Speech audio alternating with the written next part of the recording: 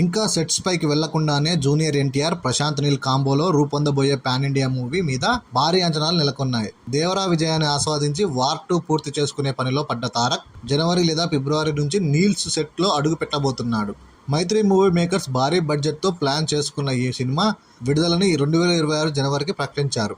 అప్పటికి మాట మీద ఉంటారా అంటే పరిస్థితుల మీద ఆధారపడి ఉంటుంది. కానీ తాజాగా దీనికి సంబంధించిన ఒక కీలక అప్డేట్ వచ్చింది.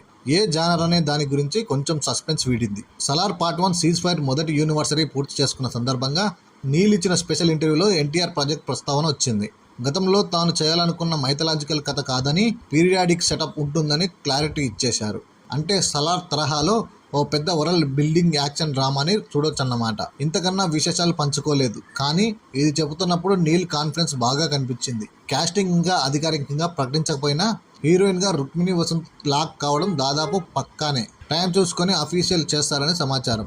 మరి సలార్ 2 సౌరాంగ్య పర్వం ఎప్పుడు ఉంటుందనేది డెడ్ లైన్ ప్రశాంత్ నీల్ చెప్పకపోయినా మొదటి భాగంలో వదిలేసిన ఎన్నో ప్రశ్నలకు ఊహించిన సమాధానాలు దొరుకుతున్నాయని అంటున్నారు. ఎంత లేదన్నా జూనియర్ ఎన్టీఆర్ సినిమాకు సుమారు ఏడాది పట్టేలా ఉంది. కాబట్టి అప్పటిదాకా వెయిట్ చేయాల్సిందే. వార్ 2 చివరి దశలో ఉన్న తారక్ నీల్ కోసం ప్రత్యేకంగా మేక్ ఓవర్ కాబోతున్నాడు. ఇలాంటి పవర్ హౌస్ ని కేజీఎఫ్ దర్శకుడు ఏ రేంజ్ లో చూపిస్తాడనే ఆసక్తి అభిమానుల్లోనే కాక సామాన్య ప్రేక్షకుల్లోనూ విపరీతంగా ఉంది. కంటెంట్ సరిగ్గా కుదిరితే మాత్రం రికార్డుల బద్దలు కావడం ఖాయమే.